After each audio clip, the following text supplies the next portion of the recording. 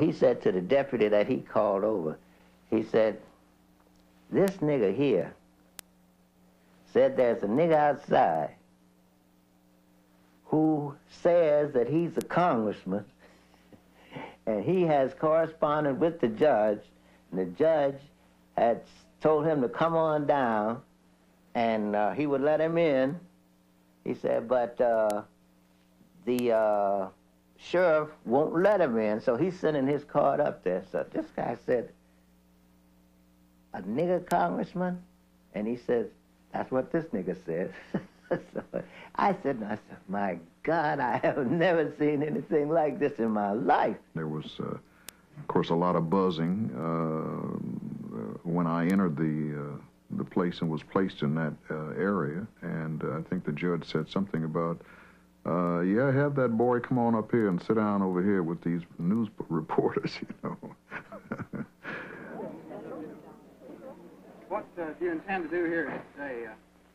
To answer any questions that the attorneys might ask me to answer. To the how best. Do you think that, how do you think you could possibly be a help to them? I don't know. I mean, just by answering whatever questions that they ask me. Do you have any evidence bearing on this case? I do know that this is my son. The defense argued that the body found tied to the cotton gin fan in the river was so disfigured that it could not be identified as Emmett Till. The trial took 5 long, hot days. Because of threats to his life, the prosecution's star witness, Mose Wright, was kept hidden out of state. Will you go back to Mississippi to testify in the kidnap trial? Sure, I'll go back because I promised the sheriff I'll be back. And so if I live, I'm going back to testify. And after the trial, well, I'm through with Mississippi forever and ever. Didn't have my part in Mississippi. I'm through it. I don't want nothing but that. At the time, I really didn't realize how brave my grandfather Mose Wright was, you know. But after I got older, I realized that he was a brave man. He was a mighty brave man to travel back down there, you know, among all those hostile peoples and testify and get him up in court and point his finger at a white man and accuse him of murder. He was called upon to testify as to could he see anybody in the courtroom, identify anybody in that courtroom that had come to his house that night and got the Emmett Till out. He stood up in that courtroom and he says in his broken language, "Dar he." Dar he, there he is. Other black witnesses came forward too.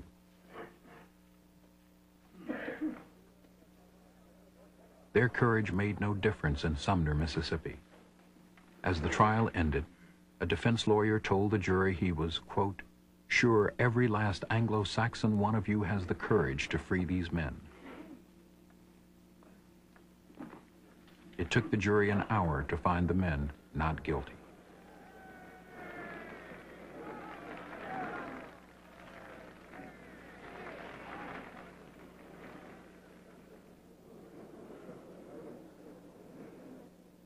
How do you folks feel now that it's all over? Roy, how about you? I'm just glad it's over with. J.W.? I am too. Mrs. Bryant, Feel fine. how about you, Mrs. Milam? Did you expect this verdict? Well, I was hoping for it.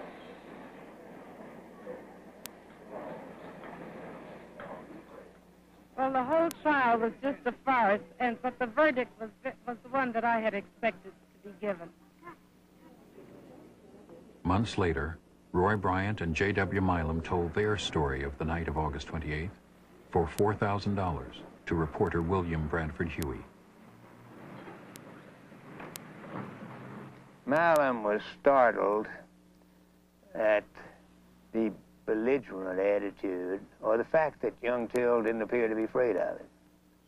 Now, he'd gone and gotten him out of bed and had him in the back of the truck, and young Till never realized the danger he was in. I'm quite sure that he never thought these two men would kill him. And Or maybe he's just in such a strange environment, he just doesn't know what he's up against. And it seems, to a rational, seems impossible that they could have killed him. But J.W. Milam looked up at me and said, well, when he told me about this white girl he had, he says, my friend, that's what this war is about down here now. He says, that's what we got to fight to protect. And he says, I just looked at him and I said, boy, you ain't going to never see the sun come up again. For much of Southern history, lynching had been an ordinary story. Race killings were down by the 1950s, but over the years, there had been more than 500 documented lynchings in Mississippi alone.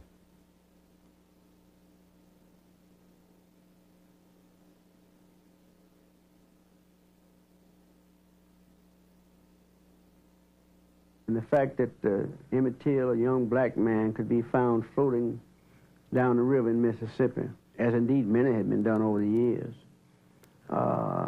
just set in concrete the determination of people to move forward. And I think we said back there that really only God, only the books in heaven can know how many Negroes have come up missing and dead and killed under the system in which we lived. In Mississippi, a few black people stood up to the system, but it was not enough. Their challenge was easily beaten back. 3 months later in Alabama, when many stood together, the challenge would be strong. It started with a woman named Rosa Parks in Montgomery. Montgomery in 1955 was a typical Southern city. We are called the cradle of the Confederacy. And there is a tradition in Montgomery of having the, carrying out the old Confederate South type of things, the stars and bars, flags. It was a totally segregated community. Department stores had white water fountains and colored water fountains. We had separate taxis. You had black taxis and you had white taxis. And Montgomery, like all of the South, had segregated buses. In interstate buses like this one, and in city buses, the whites sat in the front, the blacks in back. If more whites got on, the blacks had to give them the middle and back seats too. On December 1st, 1955, Rosa Parks refused to give up her seat to a white passenger. The front seats were occupied, and left one man, a white man, standing. And at this point, the driver asked us to stand up and let him have those seats.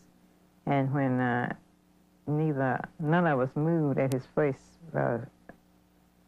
words, he said, y'all make it light on yourselves and let me have those seats.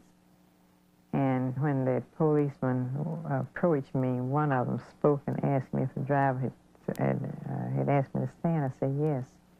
He said, why don't you stand up? I said, I don't think I should have to stand up. And I asked him, I said, why do you push us around? He said, I do not know, but the law is a law and you're under arrest. Mrs. Parks was formerly my secretary in the NAACP in the local branch for about 12 years. She also worked with me when I was state president in the NAACP. And she also assisted me in the Brotherhood of Sleeping Car Porters. And if there ever was a woman who was dedicated to the cause, Rosa Parks was that woman. This was not the first time a black person had defied the bus segregation in Montgomery. It was not Mrs. Parks' first time. It was her first arrest. E.D. Nixon went to the police station to bail her out. I said, Miss Parks, I said, with your permission, we can break down segregation on the bus with your case. I said, I'm convinced that we can do it. And I said, if I wasn't convinced, I wouldn't bother about it. She asked her mother what she thought about it. She said, I'll go along with Mr. Nixon. I asked her husband. He said, I'll support it. So that's fine. E.D. Nixon